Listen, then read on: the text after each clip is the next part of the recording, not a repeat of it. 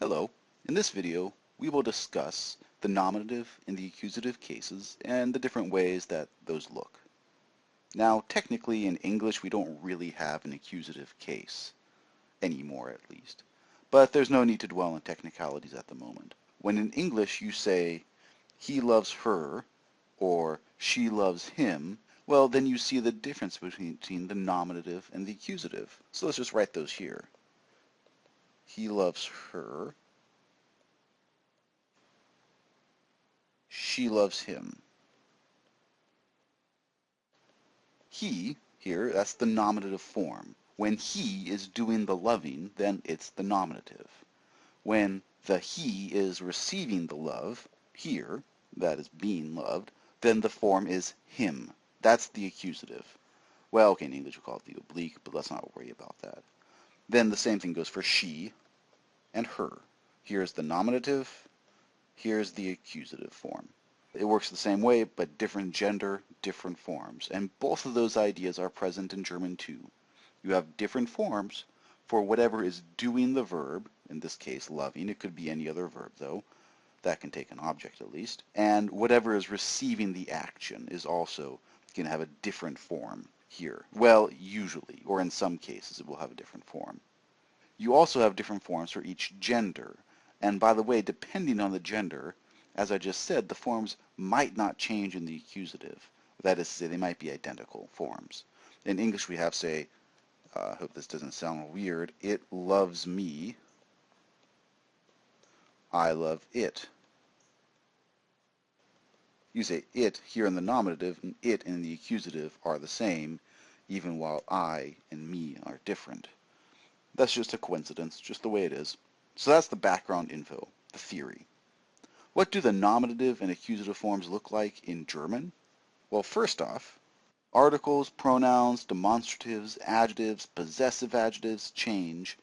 They all change, and many nouns change form in German. In English, it's just a few pronouns. In German, nearly everything can change form eventually. But with the accusative, it's generally only the masculine that changes. The feminine and neuter usually are just like English it. The forms are identical. So let's take a few examples. We can make a few sentences, for instance, from these words here. Der Mann is first, die Frau, and das Auto. And let's just go with the verb lieben. Why not? From these, you can get a sentence like, say, die Frau liebt den Mann.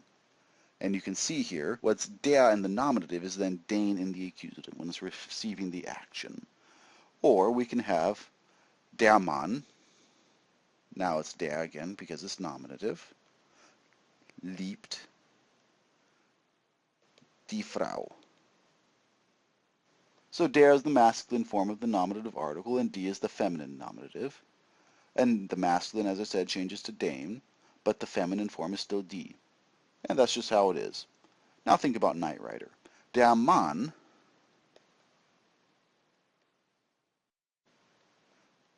liebt das Auto.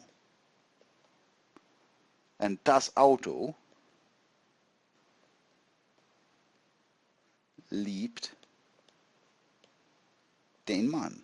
You can see here, das Auto, still das in the accusative or in the nominative, but der, as always, changes into den in the accusative. And it's also the same thing with the plural. We might as well look at the plural too. Let's say der Mann liebt die Autos. Die is the nominative and the accusative form. So when it comes to changing forms in the accusative, all you really need to worry about is the masculine. You can see that here. Der to den, but everything else here is the same. So let's take a look at some other words, like say demonstratives here. Dieser Mann, diese Frau, dieses Auto. From that you can get, let's just write a few sentences again. Dieser Mann liebt diese Frau. Or diese Frau liebt diesen Mann. So you can see, again, it's the same situation here. Dieser turns into diesen, and you notice that these actually mirror the articles. Der Mann or die Frau, right? You have the R's here, or E, and then den Mann, just get two N's there. So demonstrative mirror the articles in the same case and gender. Or we can use indefinite articles. So, eine Frau liebt einen Mann. Or ein Mann liebt eine Frau. So these again kind of mirror the articles, but not quite in the same way. Eine, well, die, or einen, den. Well, it doesn't quite hold up here, but then it can, of course, here, die, get that e there. Or ein Mann liebt ein Auto. The neuter again doesn't change in the accusative. Or there's a whole series of ein words that we can also use that work exactly the same way, like keine Frau liebt, well, this gets getting into double negatives here, but why not? Liebt keinen Mann, or let's say kein Auto liebt einen Mann, or keinen Mann, whatever I want to avoid the double negatives here. But you can see kein, keine conjugates just like ein. So it's an ein word. And if we go on to possessive adjectives, you can see that these are also ein words. It's quite obvious here with mein, dein, sein. It's not quite so obvious with ihr, unser, and euer, and ihr here too. But these are ein words. They decline the same way as the ein words. So I was going to go on using the same examples like, I don't know, meine Frau liebt deinen Mann, but it started to get risque. So let's go with different verbs. The principle is the same. You just need a verb that can take a direct object. So let's go with sehen. And we can kind of mix and match here just to come up with some examples. So we might have, let's go with mein Mann, then sieht, and let's go with, say, dein Auto. Mein Mann sieht dein Auto. Dein does not change in the neuter, so it's das Auto, so that doesn't change in the neuter, dein Auto. Or we can say with meine Frau, and let's go with, I don't know, ihr sieht ihren Mann. Something like that. They're ein words. They work just like the ein words. So, our possessive adjectives work just like ein words. And it's also like that with the plurals.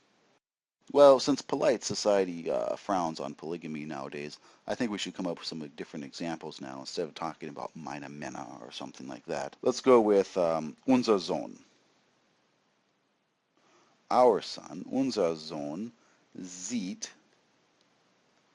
euer Kind. Or euer Kind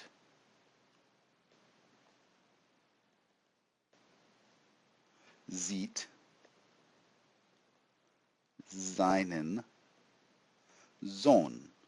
So you see, Sohn, son, is masculine, so it gets the en in the accusative. Kind is das, so it doesn't get any ending at all. So the basic rule is this. You have all these possessive adjectives here. If the object or person is feminine or plural, tack an E on, whether it's nominative or accusative. If it's masculine and accusative, add en. That's it. Okay, one last place where the nominative and accusative can come up, personal pronouns. There are only a few of them, but they're a little different. And here we see them. Ich and mich, du and dich, and so forth. And I think it's safe to go back to using the verb lieben now. So there are all kinds of examples we can use here. Let's just say, ich liebe dich. Ich is the doing the loving here, and dich is receiving the loving, so that's in the accusative. Or the other way around, du liebst mich. Again, the du here is doing the loving, the mich receiving the love, so that's in the accusative. Now I'll point out that some of the patterns from the der words hold up in the third person of the personal pronouns too. So we had an example like der Mann liebt die Frau, or die Frau liebt den Mann. And you can see it's like er here. Er liebt sie, or sie liebt ihn. You just get this N here or this IE sound. They kind of mirror each other. The plurals work the same way. Say, wir sehen euch, or ihr seht sie, that is them or y'all, in the plural form, or in the plural accusative forms. So that's all for the nominative and accusative today. Let's go ahead and do some homework.